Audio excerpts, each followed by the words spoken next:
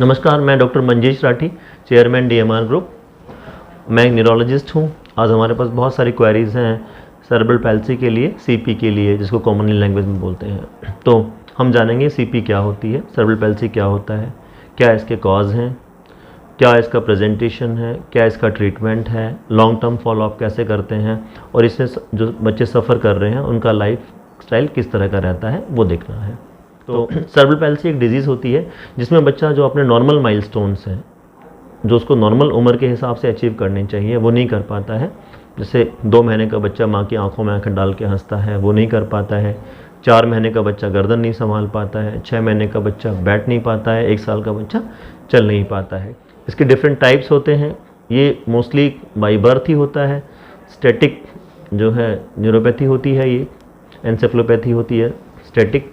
तो इसमें जो है जन्म से ये डिसऑर्डर होता है। इसमें कॉमन कारण हैं, कॉमन जो रीजंस हैं, एक तो हाइपोक्सिक इस्केमिक एंसेफलोपैथी है, बच्चा पैदा होकर रोया नहीं है। पेरीनेटल कॉम्प्लिकेशंस होते हैं, मैटरनल इन्फेक्शंस रहते हैं। लो बर्थ वेट बेबीज़ में काफ़ी कॉमन है। जैसा कि आजकल देख रहे हैं, बहुत कम वेट के बच्चे पैदा हो रहे हैं, उनको नर्सरी में हम सेव कर ले रहे हैं, लेकिन उनमें CP के चांसेस ज़्यादा रहते हैं कंपैरेटिवली जो नॉर्मल बर्थ वेट बेबीज़ होते हैं। तो इसके लिए हमें जो है proper maternal care, proper perinatal care का ध्यान रखना है। कॉमन टाइप क्या होते हैं, इसमें बच्चे जो है अपने आप की बॉडी को टाइट कर लेते हैं, अकड़ लेते हैं, पैरों की कैंची बना लेते हैं, टाइट हो जाते हैं। इसको स्पास्टिक CP बोलते हैं।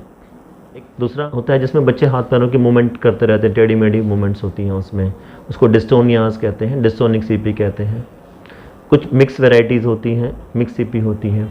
कुछ सेरेब्रल पैल्सी में क्या होता है, बच्चे का जो ऊपर वाला हिस्सा है, नाभि से ऊपर वाला हिस्सा, वो ठीक है, और जो नीचे वाला हिस्सा है उसमें हाथ पैरों में अकड़न आ जाती है, पैरों में टाइटनेस आ जाती है। उसको डाइप्लेजिक CP बोलते हैं। अच्छा, कुछ बातों का ध्यान रखना है। लो बर्थ वेट बेबीज़ में CP कॉमन है। अच्छा, जो जॉन्डिस होता है बच्चों में, अगर जॉन्डिस का लेवल ज़्यादा हो जाए, अधिक हो जाए, 20 से ज़्यादा पहुँच जाए, तो उनको कर्निक टेरस होने का चांसेस रहते हैं। उनको आने वाले टाइम में डिस्टोनिक CP होने के चांसेस रहते हैं। उनके हाथ पैरों की मूवमेंट रहती है और CP के चांसेस ज़्यादा रहते हैं। पैल्सी होती है, इसमें बॉडी की जो दिक्कतें आती हैं उसके साथ में और भी बहुत सारी प्रॉब्लम्स हैं बच्चों में। इसमें कॉन्स्टिपेशन काफ़ी कॉमन है, बच्चे लार गिराते रहते हैं, ड्रूलिंग काफ़ी कॉमन है, रेट्रोकोलिस पीछे की तरफ गर्दन करके रहना काफ़ी कॉमन है ऐसे बच्चों में। एपिलेप्सी जो कि दौरे हैं, उनका चांसेस 30 to 40% रहता है।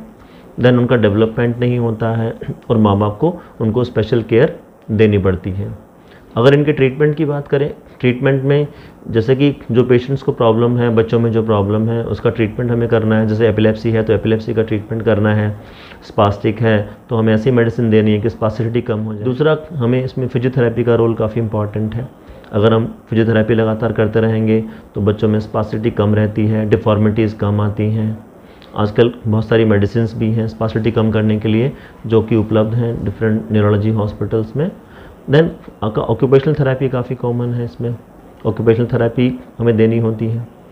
अगर हम ये कंबाइंड अप्रोच होती है, बहुत बार जो पेशेंट के टेंडन्स, जो कॉन्ट्रैक्चर डेवलप हो जाते हैं पैरों के अंदर में, उसको रिलीज़, हमारे पास ऑपरेशन होते हैं, टेंडन लेंथनिंग प्रोसीजर जिनको बोलते हैं, वो भी अवेलेबल हैं। उससे हम टेंडन को लेंथन कर सकते हैं ताकि उससे जो पैरों में बच्चे जो पंजों पे खड़े होते हैं, जो कैंची बनाते हैं, वो काफ़ी हद तक कम हो जाता है। और इसमें रिहैबिलिटेशन थेरेपी का काफ़ी रोल है, इसमें हमें काफ़ी ध्यान देना है।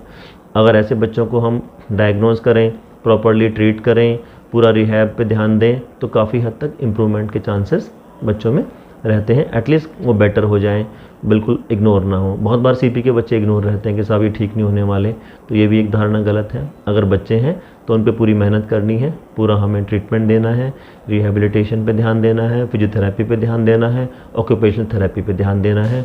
अगर टेंडन्स में स्ट्रक्चर्स बन गए हैं, टेंडन्स में अगर कॉन्ट्रैक्चर्स बन गए हैं, तो उनको हमें ठीक करना है। टेंडन लेंथनिंग प्रोसीजर्स पे ध्यान देना है। तो अगर कंबाइंड एक टीम अप्रोच होती है इसकी, अगर कंबाइंड अप्रोच की जाए तो काफ़ी पेशेंट्स में बेनिफिट मिलता है। धन्यवाद।